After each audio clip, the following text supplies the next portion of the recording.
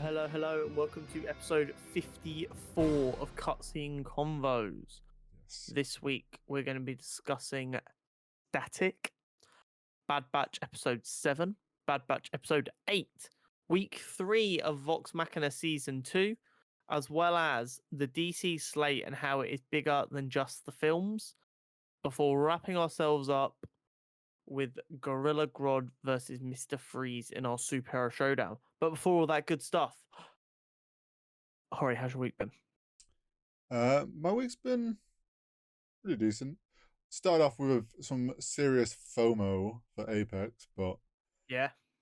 not being able to go to the event. But at the end of the day, it obviously wasn't meant to be for me to be there. But Did your FOMO get worse when you saw one of our friends was there? that was also adding to the fact, because I knew Luke was going. Luke had already messaged me asking. I forgot he was going, even though he had mentioned it.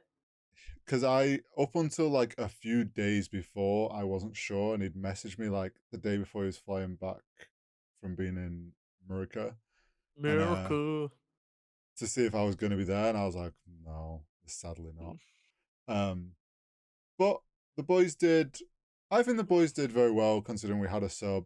I know Nasky was kind of heartbroken at the end, and yeah, he was in a bit of an emotional mess. But I think he wanted to really get to the final, but they got 28 out of 40 with a sub. So You'll take it. yeah, you can't complain at that. It's just a shit situation that you're stuck having to use subs. Yeah, and it's the first one of the year. There's another playoff, and then there's the big end of year one. So plenty more time.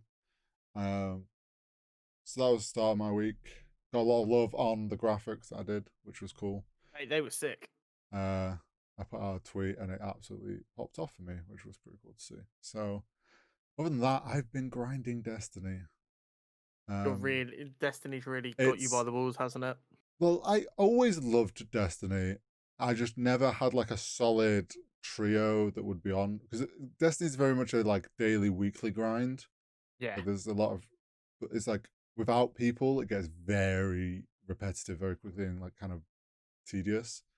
But I've always loved the world of it, and it's like having people to play with regularly it's really hooked me in. I bought I caught up on all the DLC and stuff, and I've been grinding because there's a new DLC coming at the end of the month, and I'm like, gotta grind all the seasonal stuff, so I'm ready. It's taken over. But yeah, other than that, I mean, work's been pretty chill at the moment. After Apex, it's all chilled out. But that's been my week. How's your week? My week's been busy. So as I've mentioned, there's been a bit of a change / reshuffle with my work responsibilities. Yeah, you were saying.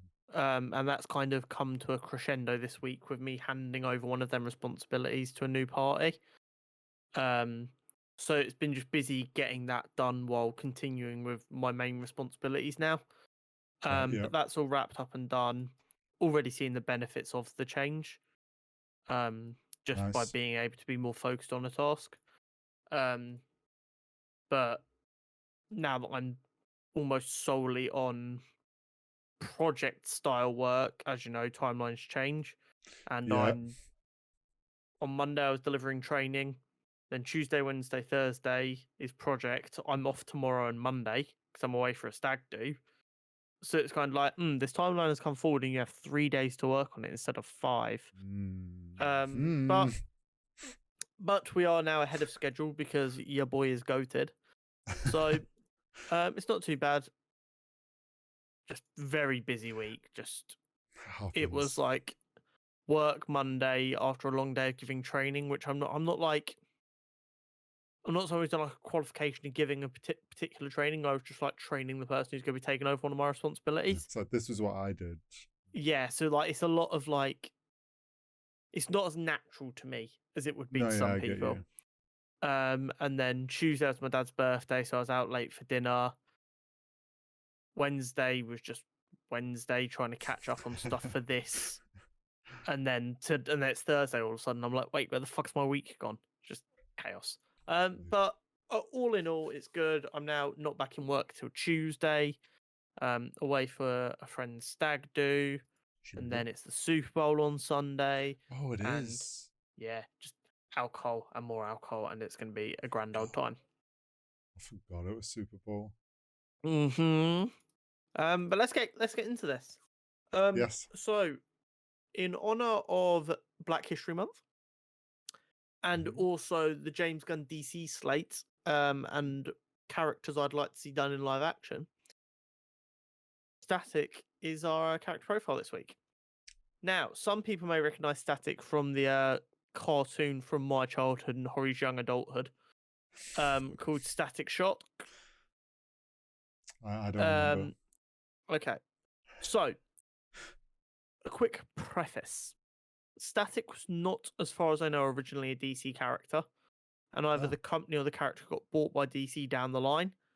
Oh, okay. And of course, there's been like 2 universe reboots since then. So this is his origin as it is now, and some things I believe have been slightly tweaked just so it doesn't clash. Oh. Yeah, it's still pretty coherent. I think it's pretty close to the original still. Okay. But if anyone who read the original comics is like, well, that's wrong, that is probably why.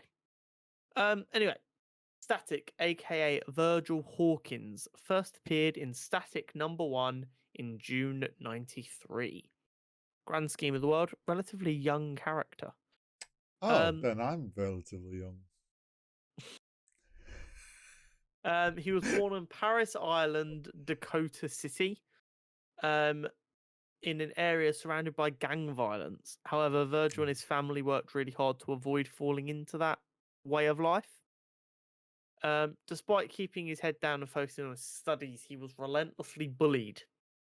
And this was in large part due to not only his intelligence, but his love of comic books, role-playing games, and science fiction. And his friendship group was the exact same. They all got bullied for being nerds, essentially. I'm sure we can all kind of sympathize. It's probably the right phrase. Yes. However, after a particularly brutal assault at the hands of his main bully, when he was 15, he was given a gun to deal with his bully. He followed his bully down to the docks to get rid of him. But he decided that this was not the way to deal with his problem, and he was going to rise above it and walk away. Smart man. As he was leaving, a police raid on the docks took place, and they were using a new kind of tear gas that was supposed to like mark anyone, so that if anyone did get away, they would be marked and then easy to prove they were there later. However, this tear gas kind of wasn't thoroughly tested, and the incident became known as the Big Bang. And basically, it caused one of 2 things to happen to everyone who was affected by the gas. They either died or they mutated. In this sense, Virgil got lucky, and he mutated, and it gave him a variety of electromagnetic powers. Interesting. This newfound power, along with his love of comics and sense of right and wrong, is what led him to becoming a hero. He's got a pretty cool power set, I'm going to be honest. So he can levitate using electrical wavelengths to basically get the material to float, and he can stand on it, kind of like a snowboard, skateboard type thing. I get you. He can also tune into wavelengths so that he can make phone calls and listen to radios without needing a device. Nice. He has very high mental resistance to psychological attacks, hypnosis, etc. Makes sense. Due to his power of producing electricity and harnessing electricity, his brain just operates at a level that can't really be easily interfered with. He also has mechakinesis, Excuse me. which basically allows him to control electronic devices with just a touch, Uh, even if they aren't plugged in, because he can give them the power they yeah, need. And then more of his combat focused stuff, he can create balls of lightning and the general the kind standard. of how you would depict using electricity offensively. Yeah. Um, he does have a couple of major weaknesses though. Other people who got electrical powers from the Big Bang Hmm. can kind of fuck him up. Oh, So like if he got tased, it wouldn't affect him. But if yeah. they shocked him with electricity, it's gonna fucking hurt. Okay. And anything that's naturally insulated against electricity Electricity. is pretty fucking annoying for him. So wear a rubber Put put suit. yeah, put him in a metal cage. He can like get the metal to let him out. Put him in a wooden crate, not as easy. Got you. Type dealio. Um, Static's a very cool character in my opinion. He's worked with the Teen Titans.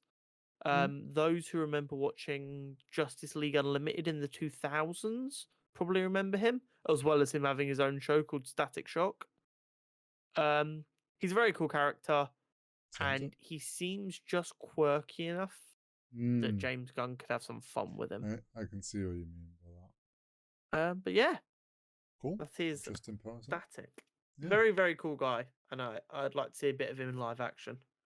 Could have some fun with that as well. Definitely. Now, on to the Bad Batch double bill banger. Yes. We knew it was coming. We knew it was coming. I forgot it was coming, but I knew it was coming. Yeah, we knew it was coming. We just forgot it was this week. So we're going to start with episode 7. Yes. Trying to remember in my brain where the separation point was. So The first episode did not actually have the Bad Batch in them. okay. That was all of Rex and the Senate, etc. Yes. Um, So First and foremost, this is why, even though we enjoyed the filler episodes, substantive episodes are just so diffy. yes.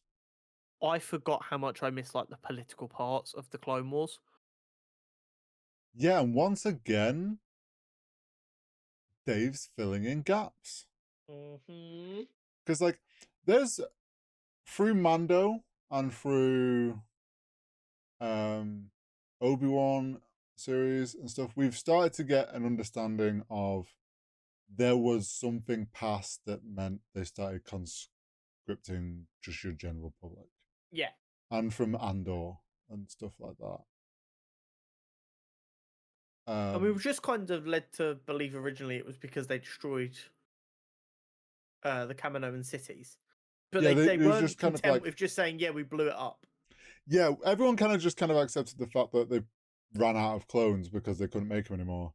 Yeah. There was no like question as the actual transfer, but we're actually going to see how that kind of went down in the Senate and getting to see the idea that people standing up for the clones and what they might want and actually treating them like soldiers and not just an I don't know a weapon that you just throw into storage at the end of it. Yeah. It was interesting to see like the loyal clone troopers kind of battling with their own well, yeah, feelings because they've never really had to worry about that shit. well, It's like I follow orders. it's like their own moral compasses, right? Yeah. They have because the thing that separated them from droids was they have some form of morals and built in they are human and can like assess a situation Yes. for right and wrong. And they have empathy. Yeah. And obviously, yeah, don't they, like they follow orders, including Order 66, but that's like hardwired in them. But it's this idea that now after things are done and they know that they're being phased out, and it's like, well, we aren't being given orders. There's no war anymore. Like, are we doing the It's right a thing soldier anymore? without a fight kind of story, which are Yeah, always interesting stories to yeah. tell. And then it's like the soldiers that are realizing what they were included in wasn't right, but not Mm-hmm. knowing how to because they have no position in anything. Like, it's like, how do you, as a clone, turn around and go, hang on, we were used for some pretty war crime. Genocide-y Yeah. things. Yeah. And we did say it seemed like for a couple of the clones that fog was starting to lift. Yes. Because yeah, they hardwired Order 66 for the clones to follow it without question. But everything after that, the clones were essentially back to normal. It was Well, just it's, hardwired into them that Jedi's are bad. yeah, it's just, So they still have the ability to go, hold on, that's a lot of innocent people you're asking us to kill. yeah, like, they were hardwired to turn on the Jedi, not turn on Their the beliefs. Caminos and all this stuff and like just blow up a city. Um, yeah, and it's cool to like also see the side of people actually being like, hang on a second, that was a city built out in the water, been there for many years, was built to sustain storms and the weather that it was in. Hang on, how does this just get washed away by a storm? Mm-hmm. Um, so yeah, we got to see the Senate and start to see some of this political, and then it was quite obvious we were going to get Rex. Shout out my boy Bail Organa, by the way. Yes, Bail The Organa fucking goat. is back. I love I that man mean, so much. how can it? You can't have any interaction with the Senate during this time and not include him. Yes, exactly. Especially with all the context around it. He was a big part of the prequels. Yep. He was then a big part of the Clone Wars, because obviously so much that took place in the Senate. We know obviously he took on Leia and Mm-hmm. became Leia's surrogate father. He was part of Kenobi. So, and we know from Kenobi he's still part of the Senate as well. Yeah. So if you're going to show the Senate there, it's just a free way to show a face people recognize. And it means instead of trying to introduce us to two brand new characters who are going to fight for the clones, it's here is Bale, who you know is going to fight for the right thing, and here is another person. Yeah. Here's someone that you haven't met before, so you can't question why they haven't mentioned about fighting for the clones before. Mm-hmm. New Senate person, it's like, okay, they were fighting for the clones. It's like, you've not heard of them. That's why you've not heard of this. And obviously we get one of the clones getting the one that was gonna tell got assassinated. Who at first I thought it was Crosshair. So did I, and I'm not wholeheartedly convinced it wasn't. No, I don't think that's It's because Crosshair is still, though he is back doing stuff, he is being kept at arm's length because they're not. I think because I forget the admiral's name, but he knows Rampart. that Bad Batch is alive, and Crosshair. So he's like, so I knew it was. Well, I thought it was Crosshair because of sniper shots. Um, Obviously we find out later it wasn't, but then you get another clone on the run, Slip, who contacts some help. Who I was like, oh, this is Rex. Of course, it's gonna be And Rex. low key, I'd be down for a live action Rex show where he just goes around helping other clones have normal lives. If we don't, I hope we get Rex in the Ahsoka show. So do I. Purely because like it's gonna happen. Their paths are gonna cross it. We've got to get live action Rex at some point. It has to happen. It is the way. But yeah, we I mean, get, have we not technically already had live action Rex? He was confirmed to be the true. old dude with the white beard in We have, but we haven't like episode 6. Yeah, we clear cut watching it for the first time. We've not had an interaction with live action Yeah. Rex, but we know he's still cutting about, so there's no reason we can't have him. Exactly. I'm trying to think what else went down. I mean, she eventually got the info. You got the impression that Rampart we got was gone. we got, she worked out, or she met the clone, didn't she? And then eventually they hunted down the clone, Slip. Yes. But then ended up being ambushed. Is which and Slip died and she didn't. yes, and Rex saves the day. Because Rex is a Giga Chad. Yes. And then we get a throwback to the hangar of Ahsoka's friends. Yep. I knew as soon as he was like, "I know a place," and showed that like pan down into the underworld section. I was like, "We're going to the hangar." Like this is like perfect. It's a shame that they weren't there. I like the little nod though of like, oh, it's a couple of a couple of friends own this place, but Yeah. and people that have watched the Clone Wars will have recognized it. I did like the kind seeing the dark side of it, if you will, with Palpatine's puppeteer in the Senate, like talking to Rampart, like, you better get this shit done. You're Yes. disposable. If you want to not be disposable, you will get this done without causing any more issues. Yeah, showing that like how much kind of bat scheming was going on in the Senate during that time, because it was still that weird period where Palpatine was still acting as this good person. Yeah, well, Palpatine kind of operates under, I will let you guys make the decisions I do not care about, because if I don't care about them, they don't matter. And then when there is stuff that does matter and he does care about, he just sets up a little scheme in the background to get the outcome he wants. Well, yeah. So it's one of these, oh, you think this is all being done at least semi-democratically? Guess what? It's not. Mm-hmm. And that's how you keep just people... like real life. Yeah, that's how you keep people happy. They all think it's being done fairly and democratically. So then when something happens they don't like, they'll just go, oh, well, clearly not everyone agrees with me. That's fine. Mm-hmm. So we also then, that's when we get the reveal that it was some other assassin clone who didn't say anything, then used like the good old like cyanide pill, little shock pill. It was like in his it was tooth. an electric shock for him, but yeah, it was definitely reminiscent of a James Bond Mission Impossible bad guy just popping a cyanide capsule. Yeah, cracks his tooth and kills himself. Yeah. Which then makes me think there's obviously some... What if these guys were all trained by Crosshair? Well, my thought was like assassin corps.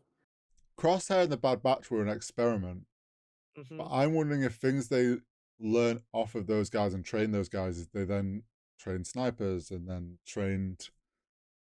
It's obviously some like more elite level clone trooper.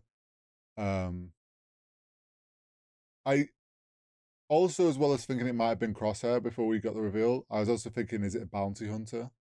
Is he just using a bounty hunter to do stuff? But, that'd be cool. We obviously got the reveal, and then it was... I think that was coming up to the end of the episode, and it was that was right near the end of the episode. And he was like, "Oh, call some people." Yeah, I've got some friends that can help. And that's the end of the first episode. Yes. Which overall was a really good episode. Like I said, it was really fun to be back on Coruscant. It was really fun to see the political side. Very, very good episode for No Bad Batch actually being there. Yeah. I think the fact we got Rex kind of as our... And like we got some callback characters and callback locations, and it was like, I think that obviously made up for the fact. It further cements to me that the Bad Batch is a truly elite show when it has a very focused story that it wants to tell. Don't get me wrong, the occasional filler is not a problem at all, and they're good sometimes. But no matter how much I enjoy the filler stuff, when they do an episode like these two, I'm just like, oh yeah, this is the good stuff. It doesn't, although you're aware it's still a cartoon, it doesn't feel like a cartoony show that you see on like Cartoon Network. You're like, oh fuck yeah, this is story. This was peak Star Wars this week. What this is Dave knows the people that the big majority of people that are going to watch this, the age range are the ones that grew up on the animated Clone Wars, so they are older now, and I still stand by the fact that Bad Batch is just Dave's way of continuing the Clone Wars animated series. I mean, the Clone Wars were over, so it couldn't be called the Clone Wars anymore. It makes complete sense. How do we continue to tell the stories of them characters? why? How do I carry this story on? And also, people love all these specific clones that we all kind of latched onto through the Clone Wars. I'll just Yeah, give them a full set of them, and they can fall in love with it. But yeah, exactly. episode 8 then starts Yeah, with Rex. I'm pretty sure the start of it is Rex contacting the Bad yeah, we're Batch. on the ship with the Bad Batch, and Rex calls them. And Uh, Hunter's like, no, not Hunter. Recker's like, I'm so bored. I want to yeah. help. Because he asked them to come. They were like, "Oh, where are we going?" Coruscant. It's like, Yeah, Hunter was not convinced. no, but they make a good. I think it was Tech made a good point of the last place they're gonna think to look for us is in their back pocket, Yeah, exactly. or right on their doorstep. So Tech was like, Rex had hooked him up with codes to get him through, and they arrived at the hangar, and Yes. I kind of nice received little the lowdown. nice little family reunion. Yes, it was. Is it just me, or did Senator Chuchi really just seem like Omega? Yes, big Omega, Ve- like like older Omega vibes. yeah, it's like they just drew like like early 20s Omega, made her blue. Yeah, I don't know if that was on purpose or if that was just like one of them things where an artist kind of gets accidentally like redoing their work without even like realizing it. possibly. But like I Chuchi had big Omega vibes, but I don't know if maybe that was the point. I think it was maybe they were trying to give similar vibes so that you felt like there's a bit of a connection there to why she would be Yeah, so that would make sense. care so much about the clones. Um, so yeah, basically the job is get into Admiral Rampage's destro- Rampart. yeah, I never said Rampart. Uh, Destroyer, steal the copied backlog, and get Prove out. that he destroyed Camino. Yeah, quick in and out. Surely nothing will go wrong. A bit of Would it ever? a bit of just a quick. It's a smooth job, but It's Omega's just not allowed just to a go. heist mission. That's because Omega would have made it a million times more Yeah, difficult. I did think it was funny because it's like they let Omega got sent with the Senator Chuchi, which I Yeah, also think was good because it allowed Omega's character, who had no idea what the Senate was. she doesn't It know how the universe works. Yeah, it's a new thing for her to learn and understand and kind of And that's how you go, because the Bad Batch are happy to just kind of live and do their thing. yes, She has to be the driving force behind them wanting to do better. And yes, the only way for that to happen is for her to understand how much better they can do.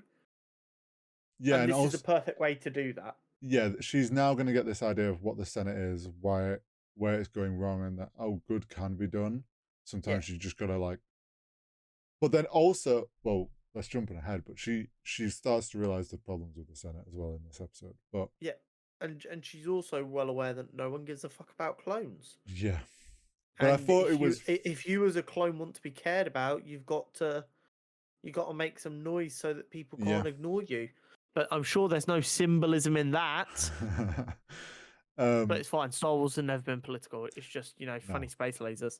but I did think it was funny, like you said, Omega went with the Senate and wasn't with the Bad Batch, and I was like, well, things are gonna go smoother.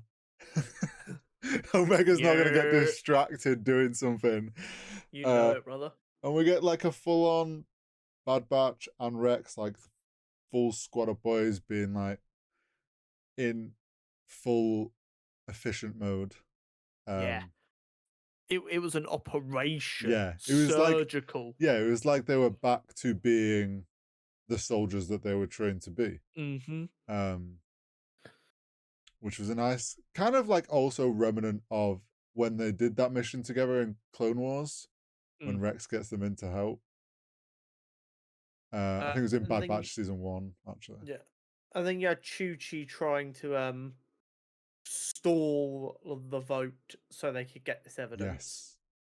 So she Um, accused him of the essentially money laundering was the kind of vibe I got. yeah. She was like, It's a little bit suspicious that you were already spending money on this project before it got approved and before Camino got hit by that tragic storm, isn't it? Yeah, it's like, how did you know that they wouldn't need that money? Basically, yeah, trying to buy her some time because he's trying to push it through as quick as. Meanwhile, the crew are like infiltrating their way in everyone playing to their strengths in every Yeah. way. They get on the ship and then like, oh no, we have to divert the power. The classic improvise. I also like the fact that Rex was like, "Oh, I have no plan. I thought we'd just make it up as we go along. Take a page out of your guys' book," um, which is where they thrive. The Bad Batch work better with no plan. Yeah, they Allows do. more room for improvisation. Well, they have their set plays as they rolled out again, and Hunter was like, "We're doing 45, 5, and 19," and then Rex is like, "What? All of them? Yep, all of them. Go." Just all the plans. We'll do run all the formations. They have 12 sorry, they have 1,200 very organized plans, and then Yes. they just throw all of them at the wall and see what works. Yeah, it's just like we had this cool idea of like, if we're in this situation, we could do this. Okay, give that a number. We all learn what this thing is. If that situation arises, we know what we're doing. Um, But yeah, but what go on. what I really enjoyed was like when she just was like, right, it's now or never. I'm just going to accuse him of destroying Camino with no evidence yet. And everyone was kind of like, I mean, like they kind of were like, oh, that's an outrageous claim. Do you have any evidence for that? She was like, my value as a politician. Yeah, it's like the evidence is on the way. Yeah. Uh, Which is a touch cliche, the whole, oh, they've got to rush and get the evidence to her in time before everyone dismisses it. yeah. And this is where, once that evidence arrives, the genius of Palpatine is allowed to shine through. Yes. Because there's two ways you can look at Palpatine. He's either the master planner, and everything goes exactly according to plan, which I don't subscribe to, No. or he's a very good planner, but the best improviser to ever fucking exist. Well, I don't think it's necessarily improvised. I think Palpatine is just he has a very good set plan. And it's like if everything ideally happens, this is the plan. And I get what I want, and no one's wiser. But if things don't happen in this way, here's plan two to make said things still happen. And then Yeah. here you go. Oh, look, we have 15 variations of the plan to make sure every outcome He's is a what bad I want. batcher. Yeah, he's just like, I have a plan for every scenario Yeah. so that it all leads to my result. But the using the destruction of Camino as a reason to get rid of the clones, it's like, what a heinous act by Rampart. But the clones just followed his orders. They can't be Yes. trusted. He- What if another rotten apple, that very shout out Americans, that very dog whistly line of that one rotten apple, Mm. but he was able to control all of these other clones. Maybe they're dangerous too. Maybe we should get rid of them. Yeah, it's like the thing about Palpatine is like he will have people help him, and if they succeed, great. If you slip up slightly or mess up the plan, you are thrown immediately under the bus Yeah. for the greater good of the plan. Yeah, he has no problem sacrificing a bitch. So Rampage gets like Rampart. Why do I keep calling him Rampage? I don't know. My brain. Rampart.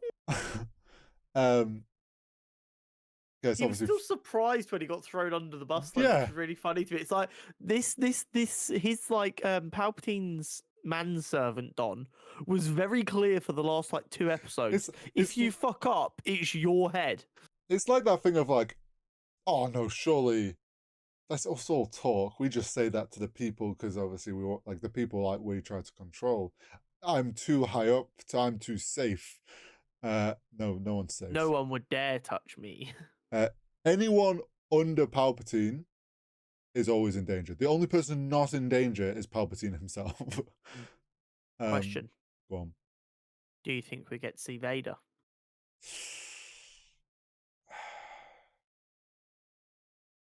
Mm, I don't think we as like an do. end season finale? Because here's my logic. We've not heard anything about the big scary Vader out there, which would make you think, Well, well, he's just come out of them surgeries. yeah, he's He's not out there probably yet. like, yeah, he's probably just trying to like mentally regain, get strength back, rehab, whatever. They cause a big fucking ruckus at the end of the season, and then we just get a Yeah, maybe because he. dope. Yeah, no, he. I see what you mean. He could. They could end it with to set up season 3. Yeah, Is going to be just that. Vader's now. That, or we're gonna get Thrawn Yeah, potentially. because he's There's bucking around at this options. time, and Yeah, now there that is fucking Rampart options. is gone, there's space for a new big boy admiral to take the spot. Yeah. So yeah, overall though, But I really enjoyed this episode. I thought, it was so much fun to get the political bits back, yeah, as well as obviously well, just we got political and then we got peak shenanigans. Bad Batch mission. Plus We we got got Rex, Peak Rex, Bad yeah, Batch, political stuff, the Goat Bail Organa. It was all there. And also, Palpatine. it was really cool to see Palpatine. Yeah. Yeah, it My guy was was. really just chilling down there, like, okay, cool, this bill will get passed. Everything's going according to plan. He fucking what? He videotaped a genocide? Okay, hold my beer. I'm going to go deal with this. Yeah, it's literally like that thing of wait, how have they got a record? How have they got the logs of it? That idiot didn't clear everything. Okay, well, guess I have to sort And it this myself. is why you clear your search history, kids. Yeah. You do not want to get caught with video footage of a genocide. But we expected with the double episode, like at the beginning of the season, we're like, there's 2 more sets of double episodes that are obviously going to be like important and quite meaty sections. Definitely was like a big story piece. Yeah, I mean, and also, Echo has left the Bad Batch. Oh shoot, yeah. It ends with which I'm sorry, that hit hard. Yeah. Like I don't know why I was like, oh, that was a really cool adventure. We've got a bit of progression with the whole storm going from clones to stormtroopers. This is gonna be really fucking sick. And then Echo's like, I'm staying behind. Well, yeah, it was like they started saying goodbye, and it was like, see, as soon as that scene started, I got some weird sense, and I was just like, and then they started saying stuff to Echo, and I was like, Echo's staying. Yeah. Echo's going, and I was like, Omega doesn't realize she's not piecing it together, and it really hit, and I'm like, I was fully Omega in that scene. I was like, well, what do you mean you're not coming? We're a team. And you don't leave. I think it allows them to have like Echo rock up in something else later. I will not be surprised if he ends up back with the Bad Batch. Oh, I think he will. I think. Well, actually, I think what's going to happen is Bad Batch is going to end up with Rex and Echo and helping them more in whatever they're doing. But I think for now they want Echo still on Coruscant, helping the Senator, so they have an easier way in to tell these more political stories by just going, let's check in on Echo. Well, yeah, it now allows them to. Also, we can check in on Rex more and have a bit more of what's going on there. Exactly. There's definitely going to be a random like filler episode of sorts where it's not Bad Batch and we're like checking in on what's going on. Exactly. But yeah, I'm looking for. We've got obviously a few. There's bound to be a couple of filler episodes coming up. Yeah. And then obviously there's another double at the finale. Yeah. It's gonna be which will be a meaty finale. So so far though, this season's been so good. Star Wars really has been killing it recently. Yeah, they've had a really good year. Now we need a really good Star Wars film to come out. Yes, we do. We really do. Do it whenever the fuck you want. I know they're probably just trying to set up a timeline of when they're going to do it. So, because obviously they'll do it as a trilogy.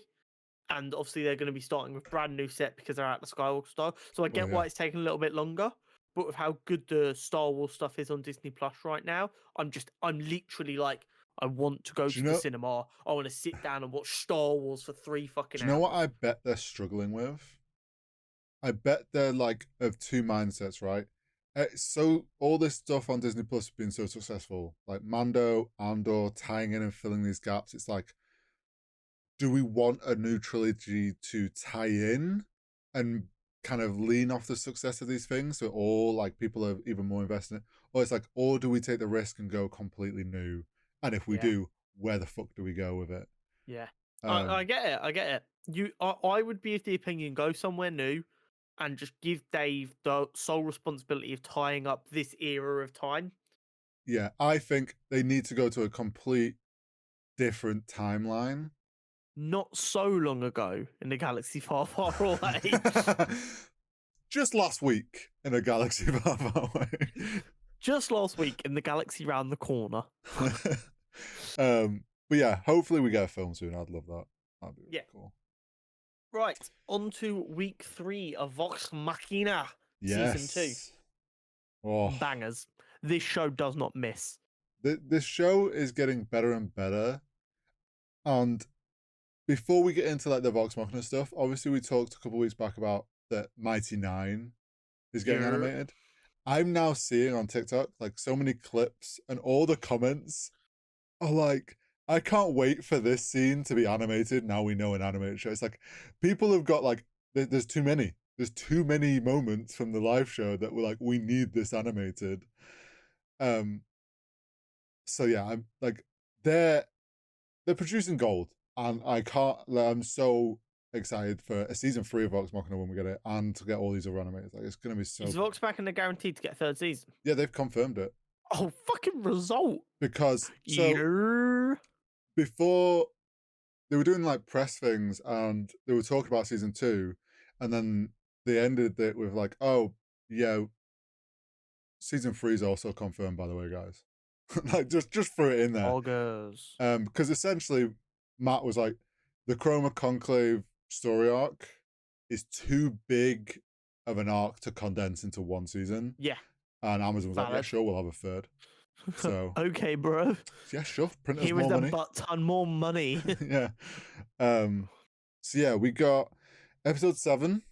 So we finished episode 6, ended with them TPing and getting split up. So episode 7 starts. How very convenient. Yes, don't split the party. And I was trying to remember, and someone I'm sure will get corrected in the comments, but I feel like this did happen in the live show. They split them up.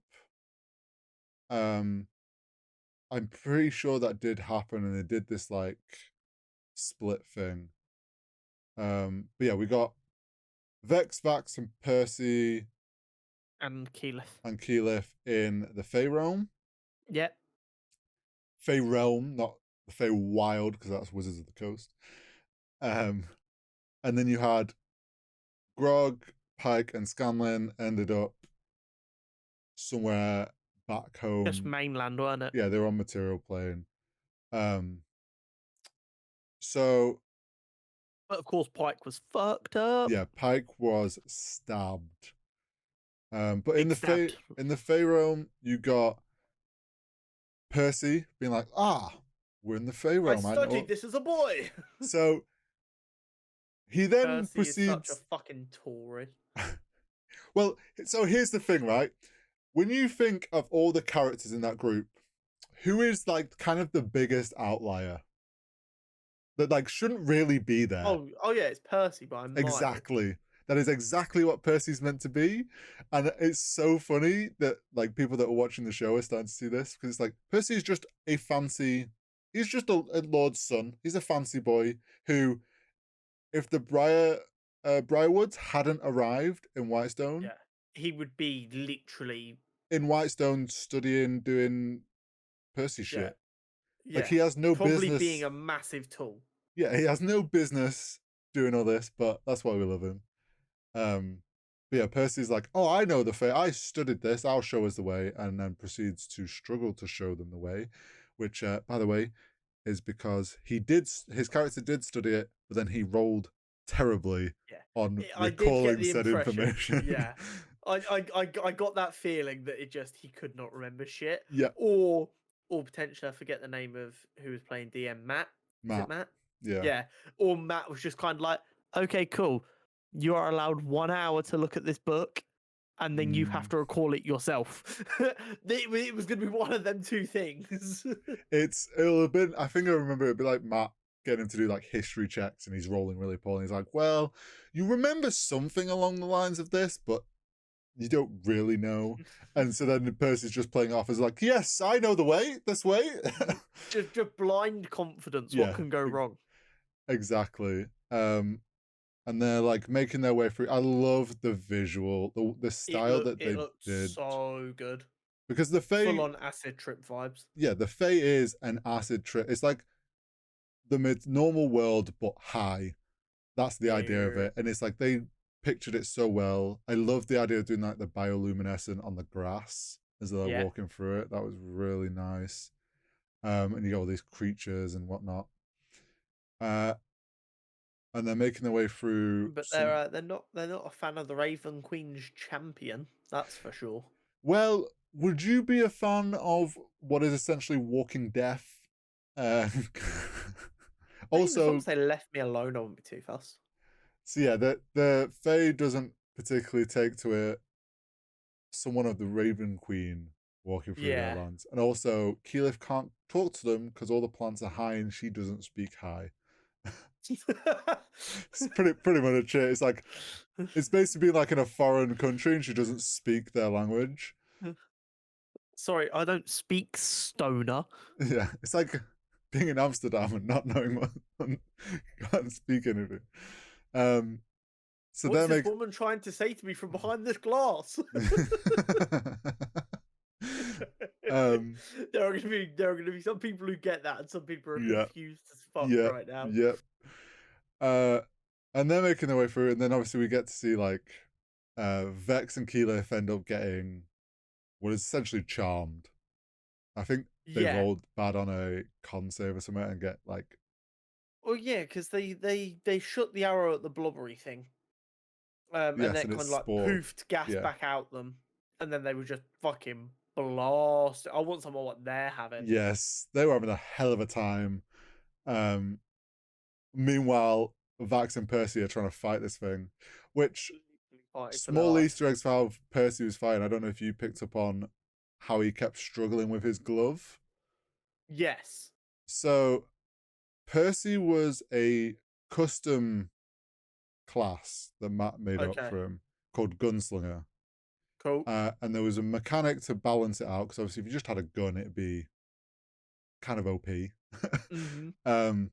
It was like he had to roll. If he rolled too low, his gun would jam. Yeah. Um, so that's why when he first The pulls guns are out, like imperfect, very early yes, prototypes, and therefore lots exactly, can go wrong. exactly. So when he first pulls out and the gun doesn't work, that's the gun jamming. So he's like, all right, fine, I won't use the gun. And he has this like shock glove that's Yeah. also something he made. And basically it would get charged up and he could like discharge it. I think he was rolling poorly. If I remember, he was like failing the rolls on it, like working, which is why he was like constantly trying to use it and it just wouldn't work. That was all down to just him having bad rolls. Which I just loved how they showed that off in the show though. Yeah, Like in the just him animated. pulling the tug and just getting fucking infuriated with Yeah, it it's and just trying something else. yeah, and Vax is like, any help here? I'm just fighting this thing on my own. Because that's kind of what like in the live show. It's like Vax has his turn, Percy fucks up. Oh well, back to Vax stabbing it again. But that was a really fun fight scene and kind of Yeah, and with the like the style of the Fey realm as yes. well, it looked so good. And they eventually like defeat this blob thing. I can't remember what it was in the live show, but I loved that fight. That fight was great. Hmm. And meanwhile, back on material plane, we had Yeah, um Pike. finally. Yeah, well, yeah, Pike trying to heal herself and struggling because basically to show how corruptive the sword was. Yeah, the sword was fucking her up, even though it was no longer stabbing her. Yeah. stealing her blood and shit. And we saw Grog essentially fighting with this like will Yeah, to want this, like he's fighting against the sword and its control it has over him. yeah. So he wanted to keep using the sword. The sword was like, fuck it, kill them both. Yeah. And at that point, Grog's like love for his friends won out, which was nice. It was sweet. It was wholesome. Mm-hmm. And then you had possibly my favorite Grog moment so far of him just beating the shit out of a rock with the sword until the sword broke. Yes. And then While the sword's just going, stop it, you little bitch. yeah, it's like, what are you doing? Why are you hitting me against this? Yeah. And Stop it, I make you strong. You're nothing without me. La, la, la. and then eventually like he like shatters the sword, Yeah. of which we then got the fun kind of idea of it was holding all the blood in this gem on the inside. It just explodes it everywhere. Well, also as it was getting ready to explode, it said, "Well, if I'm going down, I'm taking you with me." Mm, And obviously, like it cuts back to them in the Fey realm for a bit, but when we come back, he's then waking up with him being scrawny as fuck, no yes. muscle definition, can't even hold his own head up, kind of weakness. Um, it kind of took all his strength away. That can't just be healed. It's Yeah, not like a. And I forget how it exactly went down in the live show. I'm not sure if this is their way of also tying in the exhaustion stuff I was telling you about. yeah, Um, but yeah, we got this. We then got what was I thought a hilarious few scenes of the journey where we oh just yeah, got with them. different ways Grog was being used and abused. I really enjoyed the weekend at Bernie's field trip. Yes, it was exactly. It was like a nice theme song going along. It's like the dragging him along and he loses his pants, and then he's used as a raft. Really, really funny. All these different ways that like he just has no will or like any power to do anything, and Scanlan's just kind of dragging him along. Yeah. Get a bit of a romancy vibe from Pike and Scanlan, and Scanlan's being all caring for a friend as Well, well. yeah, you see this like we're starting to see that Scanlan's always kind of had a thing for Pike because it's like the other Yeah, half, the other half or whatever. It's like tried to woo her, but she obviously isn't interested in some like charming, sleazy yeah. We will musician. literally shag everything. Yeah, like that's not gonna work. So it's like she's starting to see him for actually a caring for. It's like, but then he Yeah. still manages to say the wrong thing. Well, yeah, because when he's not paying attention, he is a good guy. So Yes. he's worried about his friend. He's looking after her, so and that's what she likes. But then when he realizes that she likes that, he then goes back to being the smarmy, charming Mhm. little twat, and she's just like, no thanks, no longer interested. Yes. So we're starting to see that kind of like dilemma that Scanlan's dealing with of Yeah, not sure who he is in a way. yeah. And then we get to meet Pike's great Great grandfather. grandfather. Who and by the way, Henry Winkler as the casting choice for that, fucking phenomenal. Yes. I All don't the know who made that casting decision, probably but probably Matt and like all it's the Critical Role cast. Like they've I the imagine Matt casting. went because Matt voices all the NPCs during the playthrough. So as he's doing it, he's probably like imagining Yeah, well he'll the imagine. Yeah, character. he'll pull voices from different places. But yeah, Henry Winkler as the great granddad was fucking brilliant. And I love the moment of he like runs over and he's like, "Oh no, Grog, what's happened?" He's like, Have you "I've forgotten seen." to eat? Yeah, and he's like, "Oh, Pop, I fucked up," and it's like, "Oh, Grog." Such But a like is that it really have you forgotten to eat? Like Greg is so dumb that he could have forgotten to eat to the point that he's lost all his weight. and then he's like, Grog, I've seen you bad, but this is something else. Like, come on now. Such a normal grandparent thing to say, like, "Oh, I've seen you in some bad ways. Yeah. This is worse." He's probably seen Grog like chopped up, Well, I bloody. mean, we saw what he saw Grog Well, like the yeah. first time they met. For fuck's sake. So then we get like what honestly cracked me up, and you were saying just before we The started pill. recording is like the pill scene where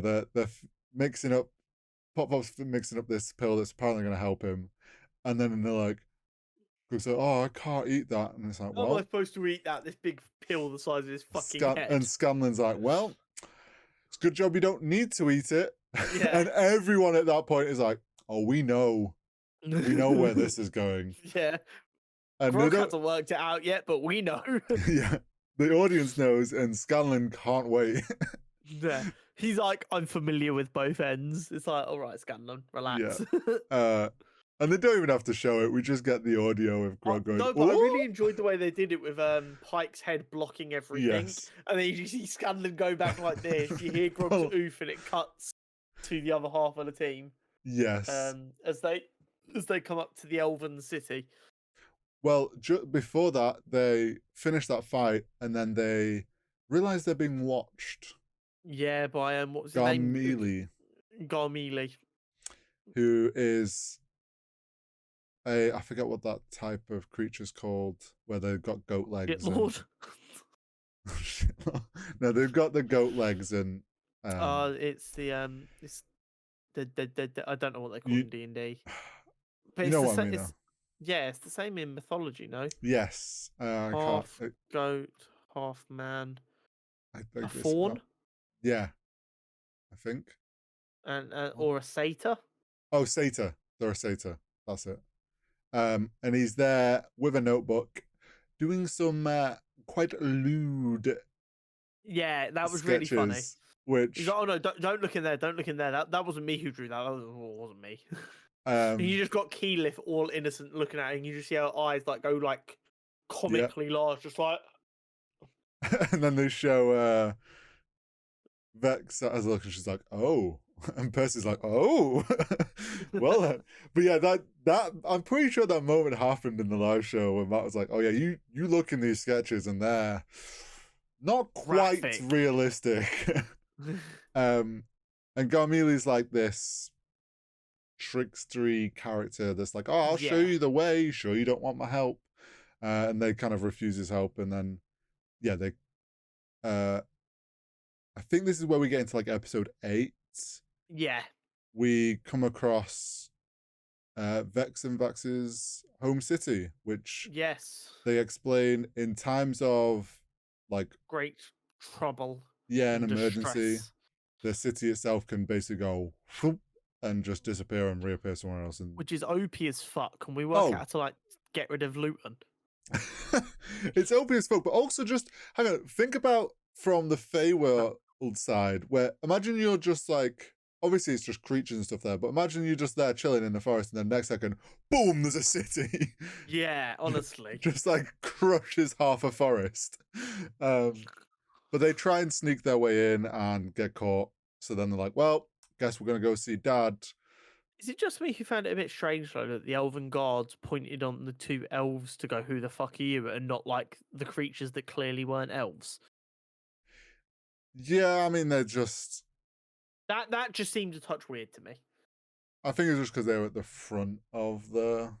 Yeah, maybe. Yeah, it's one of them. But they like, well, they name drop their dad, and Daddy will help us. You get to experience the dad that they both hate, and he's such a cuck. It's your typical unapproving father. Snobbery father, like, oh, you haven't gone into the line of work and you've sullied the family name with your actions. I wanted you to be doctors. Yeah, it's like you should have just done as you were told as kids. But they love their little half sister. Yes, well, they know. Which I think is very humanizing for Vax and Vex. Because you're kind of like, oh, they're really uncomfortable and angry at this entire situation. They clearly don't want to be here. But they meet their half sister and they're instantly like on it. They're like, oh, hi, lovely to meet you. Daddy said you'd never come. Well, we didn't want to not meet you, did we? It's that, which was quite nice. And also that understanding of, we know what this house was like growing up. And that like instant kind of want to protect their half sister from what they went through. Yeah, but it also shows they're very mature and emotionally responsible because they're like, well, it's not her fault that Dad's a dick. Yeah, and exactly. Like, I'm sure she's lovely because they seem to like their stepmother as well. Yeah, I think they seemed happy to see her. So then, yeah, we get the whole kind of kind of wants to prove to her dad that they don't need, like, we're going to get this thing, we're actually doing good and helping the world. And dad's like, oh yeah, so sure you are. You're going to get this mythical bow and you're going to go save the world. Like, typical, doesn't want to listen to what they have to say. I'll believe it when I see it, thanks. Yeah. And then we get the reveal, which in the live show, uh Percy or Taliesin had sorted this out with Matt, the title, and actually Yeah, didn't tell Laura Bailey. So in the live show, it was like they did that. It was like, oh, here's your passage, like sort of like thing to get you through. yeah, And in the show, Percy goes, I actually know that title needs changing to the Wild Hunt. So Wild yeah. Hunt is a title in Whitestone. Cool. Um, and And it's as he's just, from the nobility of Whitestone, he well, can grant that title. yeah, technically he now owns Whitestone, and he was like, "Fuck it, I was gonna give it you anyway." So, and it's also typical posh boy. How do I swoon at this girl that I've been Yes. like Let me flirting give her a with? posh title. Yes, I will give her a title and all of the things that she needs. Nowadays, we just give Range Rovers. Yeah. um, and then what's it? We got to Then they we get cut out. back to the other team, the better team in my opinion, of Grog, Scanlan, and Pike. Oh yeah, and we get Um, to do backstory time. yeah, they go to the village because they know his uncle's there. Scanlan goes in to try and see if he can work out what's going on, and Grog gives his backstory to Pike, which is fucking heartbreaking, by the way. Yeah. It's one of And those it where just we makes me we love got Grog even more. yeah, and we got bits of that backstory in the live show. I don't know if we ever got like the full story. Probably they did back when it was a home game before. Yeah, So that was really cool to see and to like have live out that moment of like the backstory and how we met Pike's yeah. great granddad and how And how he Pike saved him. So now yes. and that's why he clearly cares about Pike so much, Mhm. because she saved him and she doesn't even realize how much she saved him and stuff like that. Yeah, now he essentially feels like he owes her a life debt Yeah, and wants to always protect her. Um, and it's the whole like little, quite intelligent like healer, and then the big dumb muscle. Uh, Great pairing. But yeah, super. 100%, absolute goat pairing. Yeah, and also you get a bit more backstory on like who his uncle is, sort of person, and what they're about to have to deal with, kind of foreshadowing what they're about to take on, and Yeah, shows you how strong his uncle is. Um, I want to pair them gauntlets. They look sick. the Titanstone knuckles, they are very strong. Um, and then I think we go back to the Fae where they're leaving Yeah, the city. Garmeli's like back again, reappears every time he wants to. And then they eventually find their way into the Mirkwoods. yes, Mirkwood, yeah. And the big tree, the big corrupted tree, and we get a pretty badass uh fight scene where Vex gets separated. The yeah. others have to fight. She'd get like hypnotized and shit. Yeah. Uh, we get a very cool fight moment, which is basically Keyleth goes Earth Elemental and then Yeah, does teleport through plants to go through the weird tree plant creatures, which was such a cool. And I'm pretty sure that's how she did it in the live show. Like just such a creative way to like fight a creature as a yeah. druid. It must be really fun as a DM though, when one of the people like Comes does up. something that logically makes sense, but is really like innovative and cool, and you're like, that is sick. I Yes, want you to succeed on this role.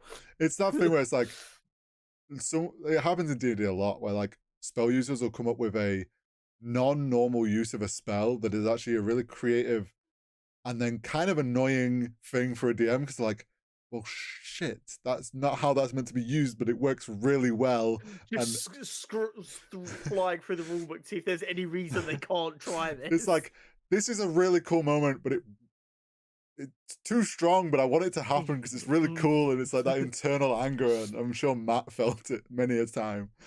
But yeah, they have a huge, big, like really cool fight scene with Vex doing like the fight with the corrupted elf guy. Yeah. That was just incredibly animated, and The animation has been. Here's the thing: for most of like the normal parts, like the talking and the traveling, it yeah, doesn't seem that much better than season one. The action Mm. sequences are so much better than season one. yes, They've just cleaned it up a bit, and it just looks so much better. It's a lot more well thought out. I think it's been planned better, and they've been given more time and more budget to make sure it really captures the essence of the fight. yeah, and I feel like some of the fights, like they feel bigger than they did in season one. Like there's a lot, Yeah. we get to visually see more detail in a way. I think in season one, what they kind of did was they hit the cliff notes of what was happening with the roles, and Yes. not a lot happened in between. Whereas now they're like, okay, so we need to make sure this happens, this happens, this happens. But in between, we can kind of have like that anime kind of feel of just Mm-hmm. wah, wah, wah. Nothing really happening, but lots going on, which in a Yes. fight scene is fine. Yeah, especially in animated as well. Yeah. Um, And I think that's why they feel so much better. yeah. And then they end up with getting the bow, and which is another vestige ticked off. You're. And as a reward to entertaining Garmili, he is like, sure, I'll play and teleport you to where you need to go. Yeah. Of which they TP out back to the material plane, Taldori, Yeah. and Garmili reveals his true form, Yes. which I'm guessing you were like, wait, what the fuck? Yeah. Well, I mean, I wasn't wholeheartedly surprised that he was hiding something. But I have no frame of reference over how significant that is or what it really means. Let's just And I say assume they didn't get that reveal at that time. no. I don't think they did. I think they got that reveal down the line. Yeah. Or So I maybe assume I can't remember. I think they did. because it'd be a bit weird for like him to just say that that's what happened to them there and then. It's one of them times where you almost wish like they all had like noise cancelling headphones on, and like Matt could choose what they could and couldn't hear. Yeah, I So you get you. could get that I can't remember what it's called in TV, where the person watching has more information than the characters Yeah.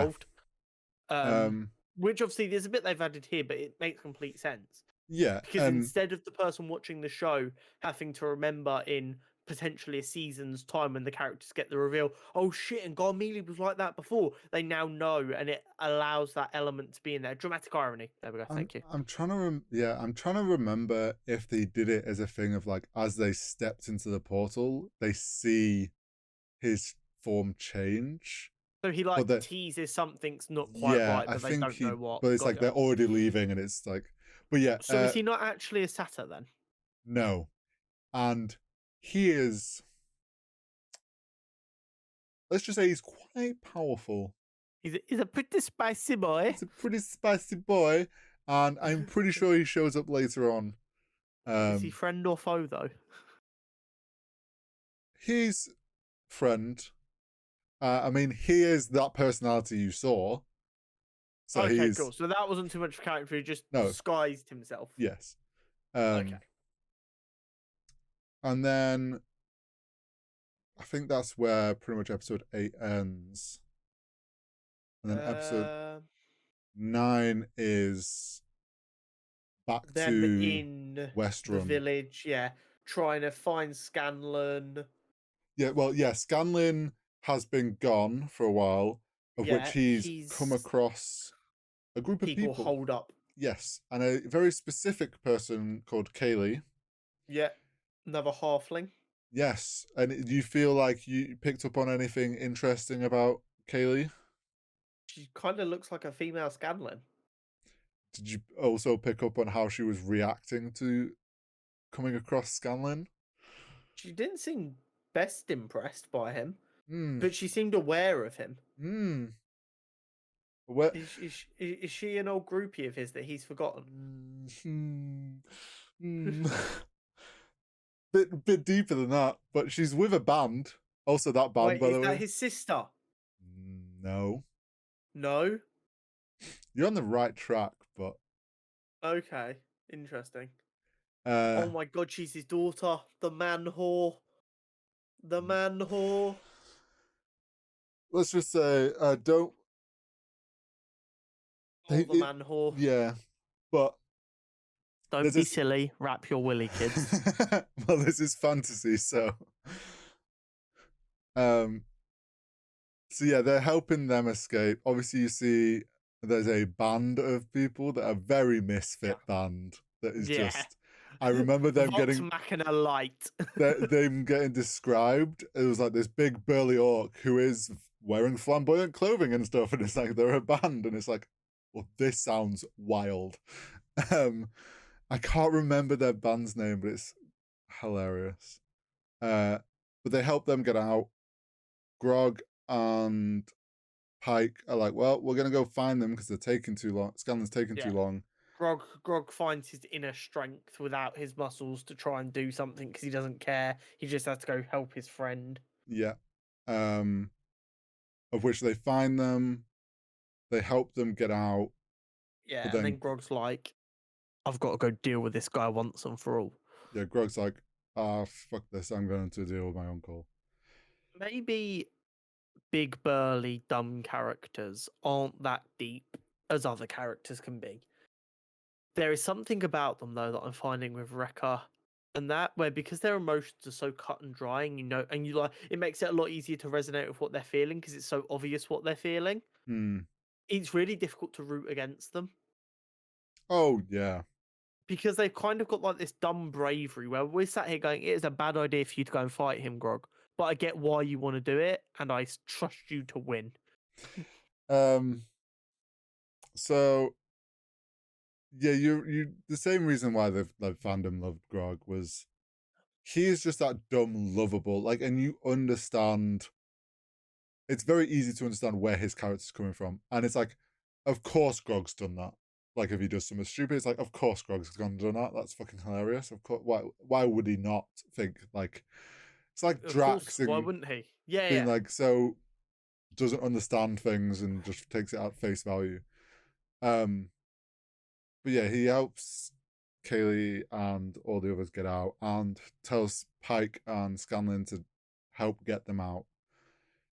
And then Grog goes to challenge his uncle, who, He's sick of his uncle's shit. yes. And what you'll see, like, in a way, so something I think they didn't do in this, but I think they explained in the live show is Grog explains there's a way to fight. Like, Grog's like, I have an idea to fight my uncle, and it's like something along the line of like, he can challenge him, Okay. which is kind of what was hinted at in the anime with his uncle being like, anyone want to challenge my power, my Yeah. position? Kind of old school, kind of tribal vibe of there's like a trial by combat type deal. Yeah. If he walks in there and challenges the leader, everyone will respect that fight and the outcome of that fight.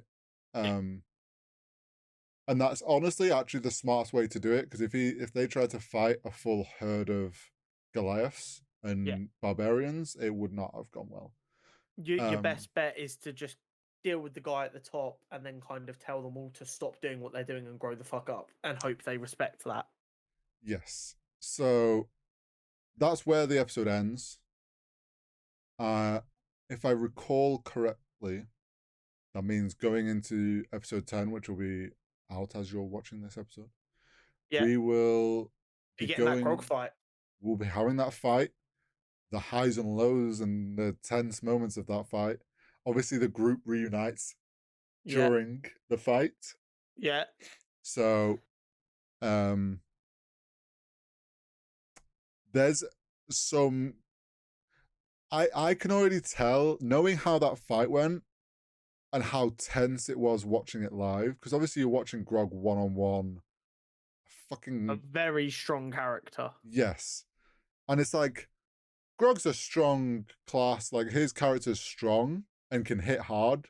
But when you put barbarian versus barbarian in D&D, it's very like Rolling a dice. yeah. Hehehe. So there's and I can't wait for the how that's redone in animation because it's Yeah. gonna be so good. Um, I think it's safe to say that Vox Machina Season 2 has done what Season 1 did well, as well as added some new bits. yes, And Season 3 is probably going to do the same, and Mighty 9 is also probably going to be fantastic. I'm trying to remember how many episodes are going to be. 21. So we've still got a way to go. Oh, wow. Because like Season 1 was only 10 episodes, wasn't it? 10, it might have been 12. I think season 1.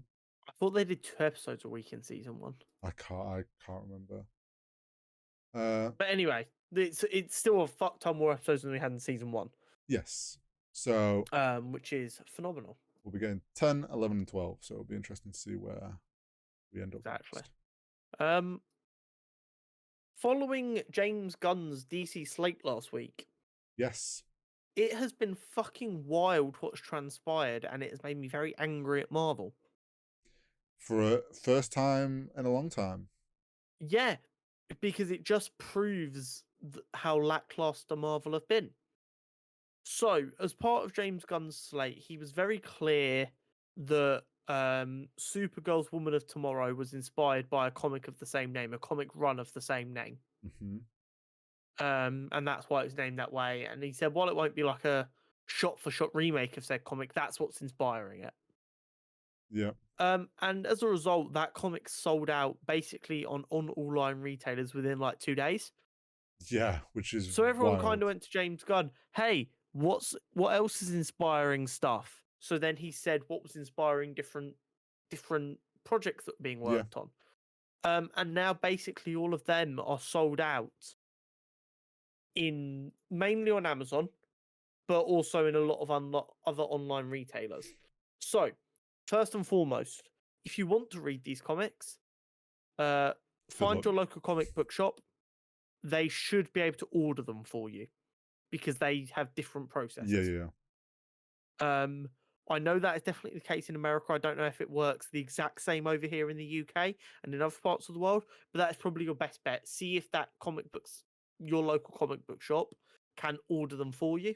Mm-hmm. The other option is, if you are that way inclined, we do have our Forbidden Planet link down below. Yeah. You'll probably be able to get it pre-ordered through Forbidden Planet once they have more stock. Yeah. But it just goes to show that people love comic book media and are willing to read comic books relating to the media they're excited for if it's made clear what's inspiring it. Well, it's also like from Marvel's side, right? We've had so many things like as the films have come out and it got more and more like fandom and people were like trying to figure out, ooh, like where does this fit in? What we might be gonna maybe see, who might show up. People would like go to the internet and look up like, oh, who's this character, whatnot. But it was never like we were never given, oh, Doctor Strange 2 is going to be kind of focused on this Doctor Strange comic or like the Doctor Strange from these comics. There was never any of that. So it's kind of people have just the people that have read the comics and know them well enough have kind of gone, well, that seems like it's from this comic. It seems to be done retroactively instead of ahead of time. Whereas like James Gunn also knows people have been itching to know what the slate is. People want to know what direction DC is going in, who we're going to be seeing. He's then obviously put out this, and I mean, with the case of the Supergirl one, like it was a bit more of a out there film to start with. I think that, especially considering he's doing Superman as well, to also do Supergirl off the rip. And then he was like, well, it's this comic that I liked, and that's why. People then obviously, like, he's then also kind of realized it's a great marketing because it's like, people want to know more about what's coming. So Well, I mean, go with the there was comics. also even more to it because Marvel has their app called the Unlimited app where you can read comics on the app, and it's like $5 a month and you get all the comics on there. DC has a similar app. I can't remember what it's called, but they also like made it free for the first month if you use the code Gods and Monsters, which is of course what Chapter 1 is called. Smart. And you got like a free version of Woman of Tomorrow Forever on your account Well, it's just because no one could smart. buy it. So it's Yeah. like, there you go. Create this free account and use this code, and you'll get the comic that everyone wants for free. Boom. But yeah, it's the smart marketing. It's also the running with what was going on and acting quickly, and also in the sense of like they are well aware that these films are a way off, so people are going to be waiting a while. So it's like, how do you keep people talking about these films that are going to be coming and what? Exactly. And it's like, get them invested in the comics. Yeah. Then Get them reading the comics, excited for when that film comes out. Because then, even if they do forget about it for 2 years until we announce the date it's coming out, they're gonna fuck yeah, I'm gonna go back and reread that comic. yeah, and it's like also things that might happen. They'll go, ooh, that's leaning towards this villain from the. I read that in the comic, and it's like he did like this, and then it's like Yeah. it hooks them in. Exactly. I think it's And it goes to prove what I've said for a long time, which was always my biggest complaint with DC. DC has the better characters, you have always said and this.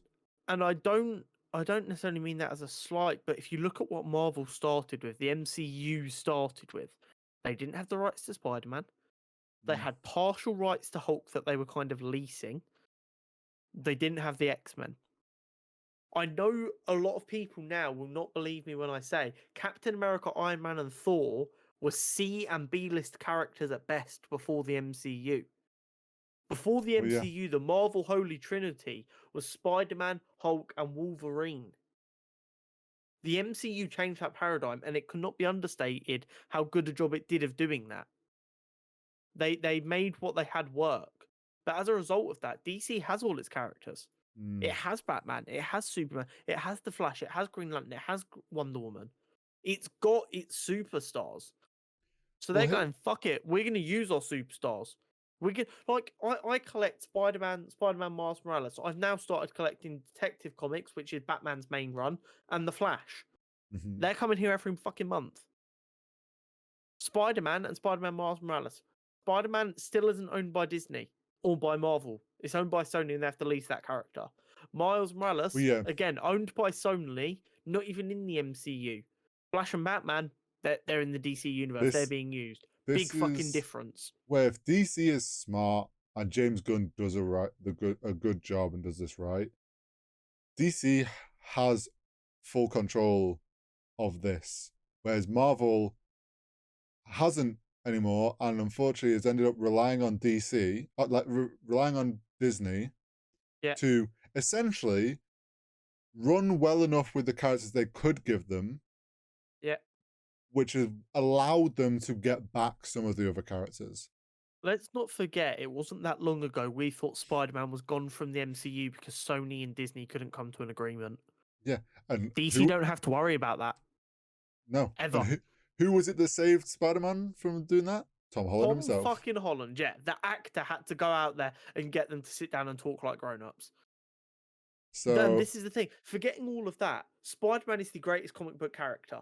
But after that, it goes, in my opinion, Batman, Flash, Superman. And then you get your Hulk or your Wolverine. yeah, So, like, not only did DC have access to the characters with, like, not having to work with anyone else, they also have, in my opinion, 3 of the top 5 comic book characters of all time, at least. yet they still struggle to do well. And this is the thing, they've now got hopefully a guy who gets it. Yeah. And he's here's the thing, showing. I'm not sure that I would say James Gunn can do phenomenally good stuff with Batman and Superman. What I will say is he won't get in the way of talented people. So he can work on Booster Gold and Creature Commandos, which are really out there zany characters, and make them mega popular like he did with the Guardians.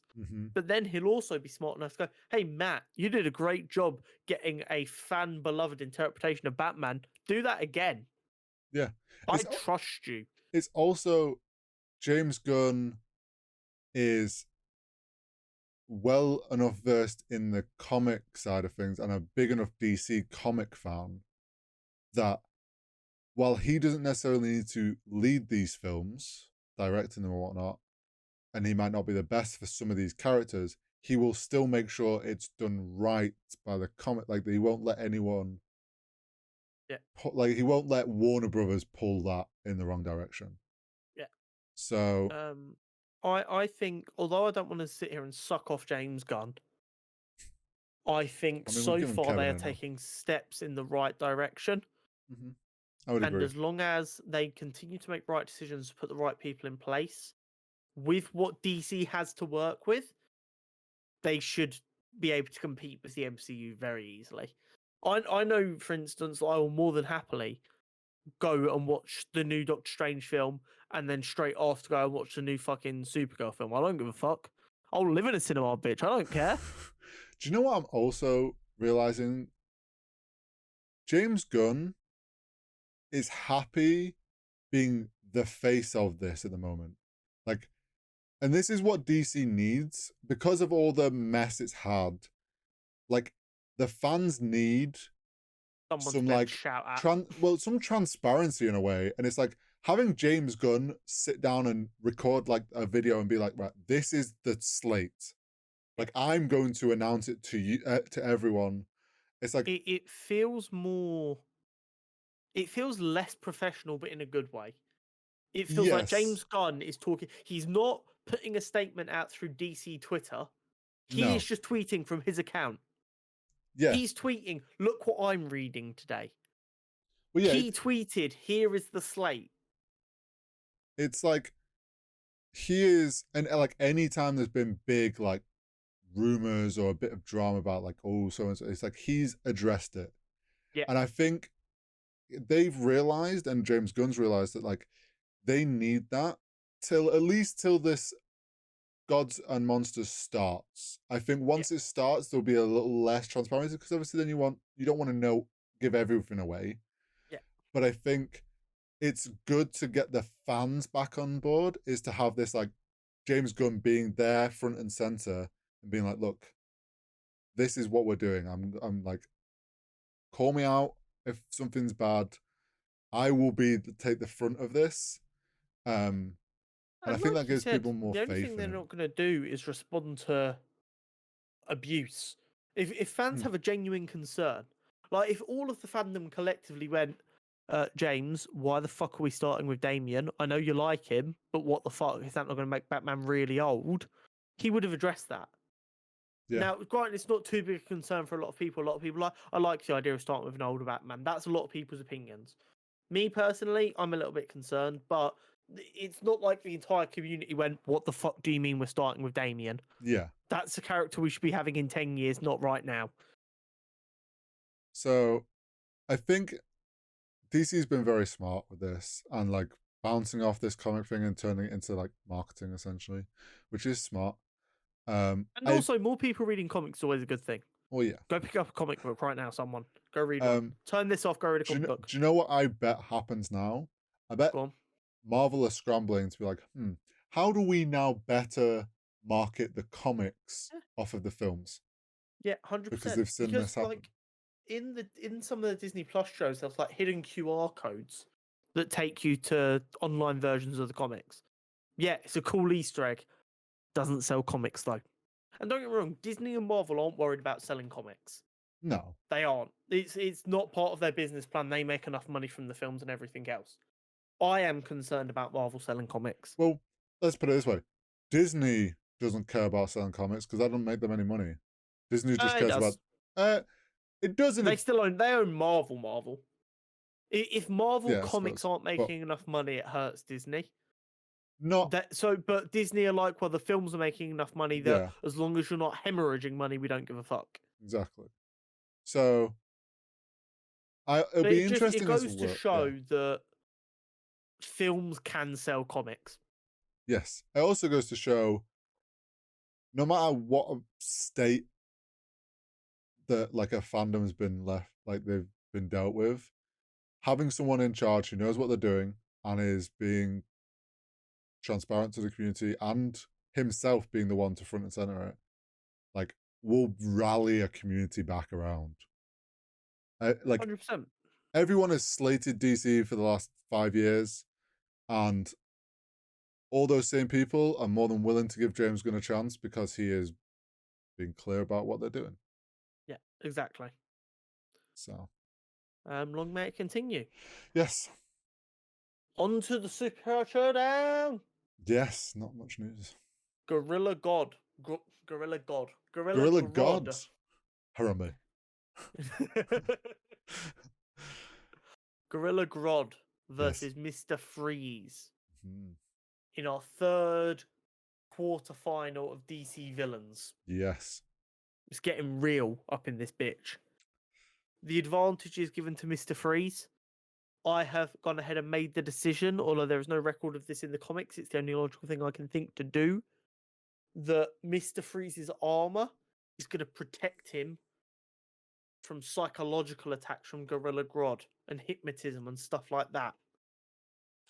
Fair.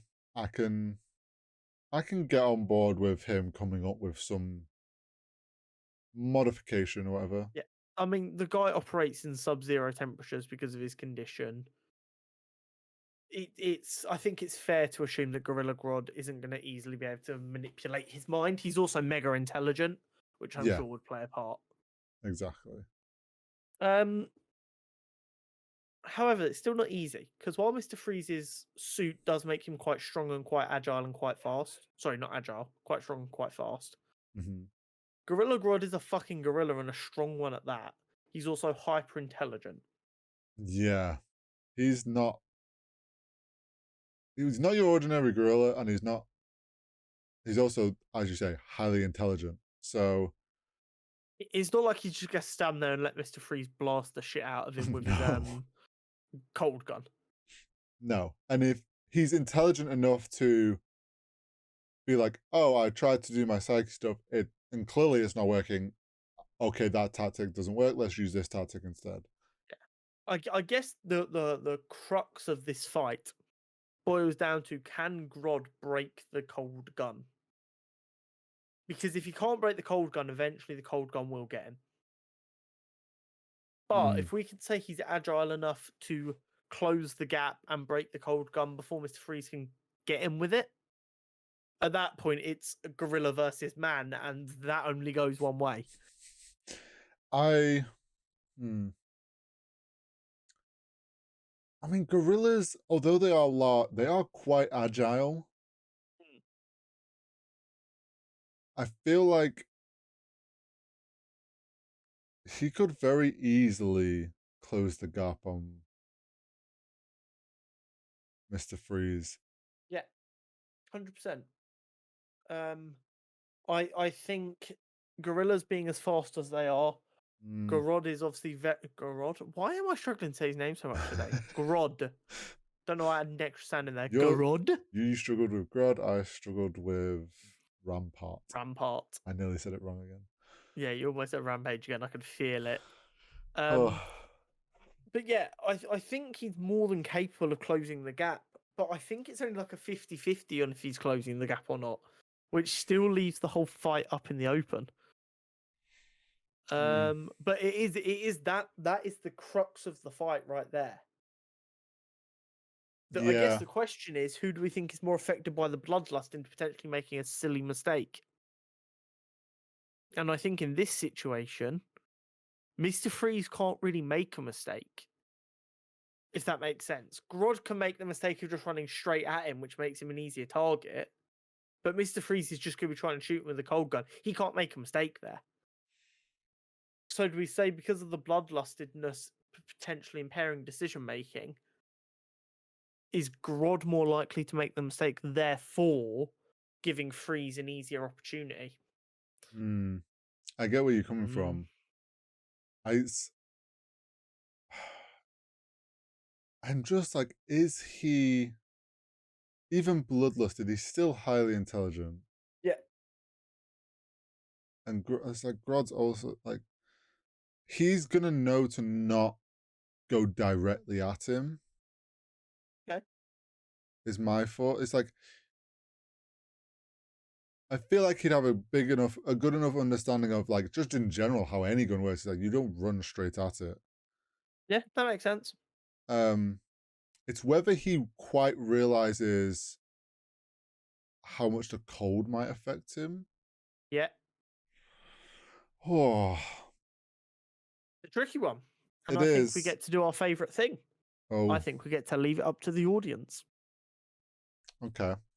Down to I leave it to the think, audience. I'm yeah, gonna say that I'm more Grodd leaning. I am slightly more Grodd leaning as well. So if it ends up being a tie, it is going to be Grodd going through. But we'll put a poll out on Twitter, and I think we have access to community posts on YouTube. So I'll do one on YouTube. We'll do one on Spotify.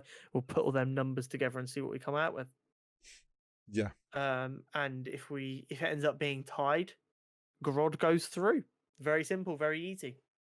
Yeah, then the Gorilla beats man. Yeah, and that is the argument. It's like, can Grodd find a way to make it Gorilla versus man? I think he But can. that is it from us this week. Um, Yes. Next week is going to be our last episode before Ant-Man comes out. So it is. Yeah, I cannot fucking wait. But thank you very much for hanging out. Make sure you're liked and you're subscribed. And if you're on Spotify, give us a 5-star. If you're on Apple, write us a review that also has 5 stars. If you're on another audio platform, make sure you do whatever they do over there when you like something. Make sure you're following us on Twitter.